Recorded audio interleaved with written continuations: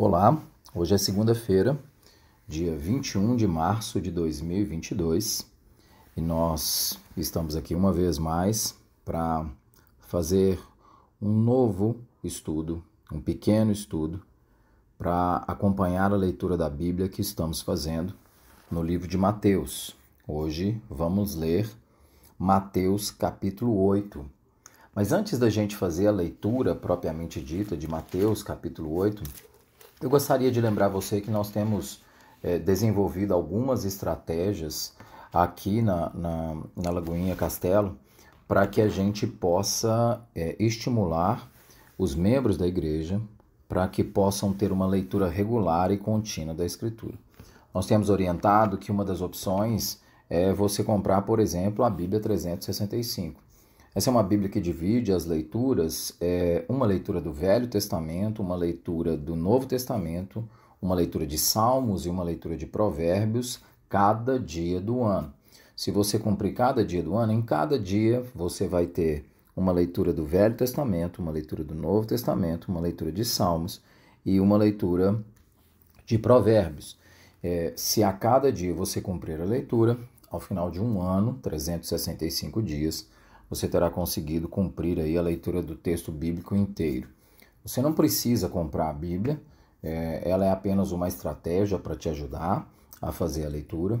Além disso, o pastor Leozão nos pediu que propusesse um desafio à igreja para que houvesse a leitura bíblica e nós optamos por começar pela leitura do Novo Testamento. Começamos com o livro de Mateus e estamos agora no nosso 8º dia fazendo a leitura de Mateus capítulo 8 e todos os dias nós publicamos aqui no canal da igreja no YouTube, nós publicamos um pequeno estudo sobre um dos trechos do livro de Mateus para que você possa acompanhar a leitura.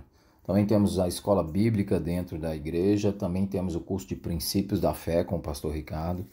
Então a ideia é prover, fornecer ferramental para que todo mundo que congrega no castelo, e nós também temos estendido isso, eu conversei com o pastor Márcio na Lagoinha Toronto, e ele também tem estendido esse desafio lá para que as pessoas possam acessar e possam se comprometer com a leitura do texto bíblico, que é importante, ok? Hoje nós vamos ler Mateus capítulo 8, versículo 1 e até o versículo 4. Diz assim: Quando ele desceu do monte, grandes multidões o seguiram. Um leproso, aproximando-se dele, adorou-o de joelhos e disse: Senhor, se quiseres, podes purificar-me. Jesus estendeu a mão, tocou nele e disse: Quero, seja purificado. Imediatamente ele foi purificado da lepra. Em seguida, Jesus lhe disse: Olhe, não conte isso a ninguém, mas vá mostrar-se ao sacerdote e apresente a oferta que Moisés ordenou para que sirva de testemunho. O quanto Jesus se importa com a nossa dor e com o nosso sofrimento. O quanto Deus se importa com as nossas angústias, se importa com os nossos momentos de fragilidade, se importa com os nossos momentos de fraqueza. Eu acredito que esse texto nos ajuda a refletir um pouco sobre isso. Esse trecho de Mateus 8 mostra que Jesus estava cumprindo cabalmente a sua missão. A missão de Jesus era pregar, a missão de Jesus era ensinar, a missão de Jesus era curar. O Carson vai falar em seu comentário de Mateus, eu vou ler aqui brevemente. Ele diz assim: esses capítulos, ao mesmo tempo, provam que Jesus, cuja missão em parte era pregar, ensinar e curar, cumpriu totalmente sua missão. Mateus mostrou Jesus pregando o Evangelho do Reino, capítulo 4, versículos 17 e 23, ensinando, dos capítulos 5 a 7, o Sermão da Montanha. Agora, ele registra alguns exemplos do seu ministério de cura. Nós vamos ver aqui a cura do leproso, nós vamos ver a cura do empregado do centurião, não é? Do servo do centurião. Então nós vamos ver algumas manifestações de cura aqui de Jesus cumprindo cabalmente o seu ministério. Mas por que isso tem a ver com a preocupação de Jesus com o nosso sofrimento? O leproso se aproxima de Jesus e pergunta para ele, pede a ele, se quiseres, o Senhor pode me fazer limpo. E Jesus diz, eu quero, e encosta nele, toca nele. Uma coisa que é interessante, a lepra aqui que nós conhecemos não é a lepra hanseníase, porque no Velho Testamento a lepra geralmente é vinculada a qualquer doença de pele, não necessariamente a lepra hanseníase que nós conhecemos hoje. Mas se nós vamos ao livro de Levítico, capítulo 13, nos capítulos 13 e 14, nós vamos ver diversas orientações de Deus a Moisés sobre como deveria ser tratado a lepra, o mofo, em roupas, em casas. Deus vai dizer como essa coisa deveria ser feita. A lepra era tida como uma doença que tornava o indivíduo cerimonialmente impuro. Mas acontece algo muito importante para a nossa reflexão, que ao longo do tempo, o povo de Israel começou a associar a presença da lepra com algum tipo de maldição. O indivíduo que tinha a presença da doença na pele, ele era um amaldiçoado. E nós precisamos entender que a lei em Israel, ela tinha 3 funções. Ela era uma lei moral, ela era uma lei cerimonial e ela era uma lei civil. Então ela tinha esses 3 princípios, esses 3 propósitos. Ela era a lei cerimonial, que instruía como os cultos deveriam ser celebrados a Deus. Ela era uma lei moral, que dizia como os indivíduos em Israel deveriam se comportar. E ela era uma lei civil, que definia regras de convivência entre os israelitas. E os israelitas, como lei cerimonial, Deus disse a eles que qualquer pessoa que estivesse leprosa não podia permanecer junto ao povo e não podia prestar culto a ele. E por que isso? Aqui Deus está dando uma noção clara da separação da vida e daquilo que é doença, da vida e da morte. Deus está se mostrando na cerimônia santo, separado. Tanto é que em Levítico capítulos 13 e 14, não é só em relação à lepra, é em relação à lepra, é em relação ao mofo, era em relação ao mofo nos tecidos, em casa, era quando você tinha um contato com um morto. Deus, na cerimônia, celebra a vida que ele derrama sobre o seu povo. Então, cerimonialmente, qualquer pessoa que tivesse uma doença não podia prestar culto. E o que acontece é que ao longo do tempo, os israelitas começaram a entender que se uma pessoa tinha lepra, o problema não era só cerimonial, o problema era moral. Então, eles começaram ao longo do tempo a associar uma pessoa com lepra a uma pessoa moralmente falida. E uma pessoa, portanto, que deveria ser afastado, não estar perto em nenhuma hipótese. Isso trazia para qualquer leproso uma carga imensa de rejeição.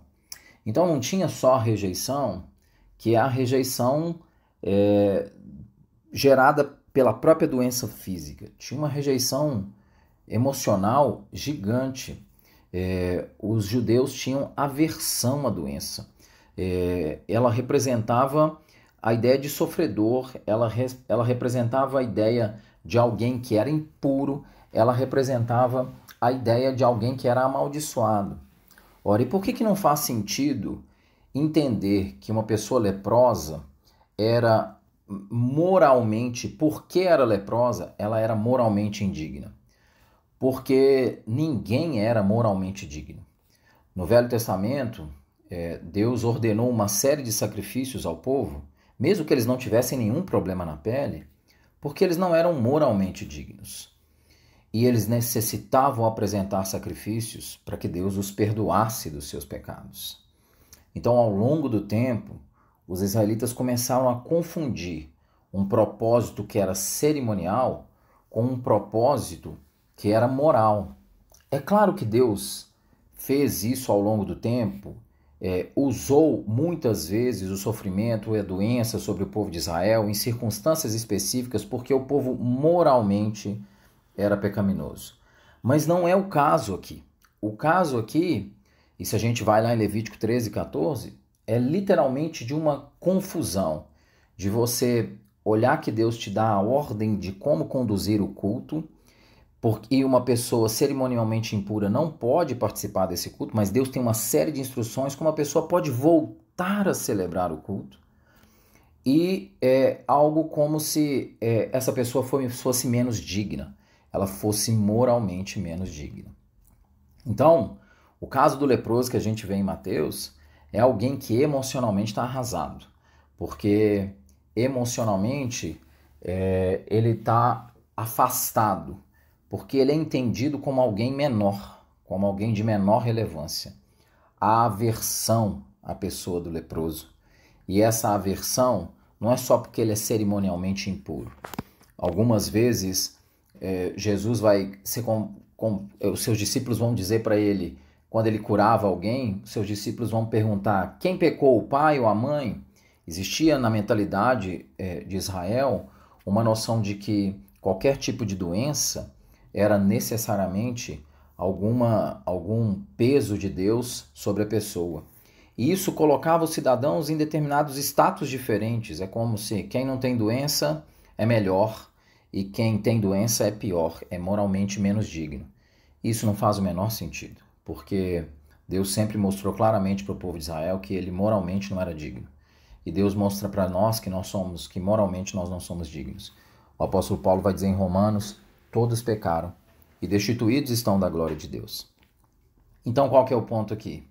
O ponto aqui é que você tem alguém que está machucado fisicamente e está machucado emocionalmente. E a gente observa no texto que o leproso, aproximando-se, adorou de joelhos e disse, Senhor, se quiseres, pode purificar-me. Jesus estendeu a mão, tocou nele e disse, quero, seja purificado. Jesus cura a doença com a palavra e Jesus cura a alma com o toque. Jesus se aproxima dele e não tem nojo dele. Jesus diz para ele que ele emocionalmente tem valor. O Carson vai dizer assim que o mais provável é que Jesus tivesse que estender a mão para tocar o leproso, porque este não ousou se aproximar dele. Jesus, ao tocar um leproso impuro, ficaria ele mesmo maculado cerimonialmente. Mas ao toque de Jesus, nada permanece impuro. Jesus, longe de se tornar impuro, torna puro o impuro. A palavra e o toque de Jesus são eficazes, possivelmente sugerindo que sua mensagem e também sua pessoa estão investidas de autoridade. Jesus toca porque ele se preocupa com o leproso. Jesus toca porque ele quer curar essa percepção do leproso de que ele é alguém mais indigno. Jesus se preocupa com o sofrimento dele. E Jesus encosta nele, cura a doença, mas cuida da alma. Jesus cuida das nossas almas, Jesus cuida dos nossos corações, Jesus se preocupa conosco. E eu não sei qual tipo de sofrimento você está vivenciando, seja por uma doença física, seja por uma doença emocional. Eu não sei qual tipo de angústia você está vivenciando, mas Jesus não vai negar um toque ao seu coração todas as vezes que você se aproximar dele e clamar por ele. Ele vai tocar, ele vai estar junto, ele vai abençoar. Jesus, ao toque dele, nada permanece impuro. Nada. Ao toque dele, a angústia é tratada. Ao toque dele, a dor é tratada. E eu espero que essa mensagem possa falar no seu coração. Eu não sei o que você vivencia, eu vivencio minhas angústias, por certo você também vivencia as suas. Mas confie que se a gente clamar e fizer como esse leproso, ajoelhar-se diante dele, Jesus não vai negar o seu toque sobre nós. Que Deus te abençoe.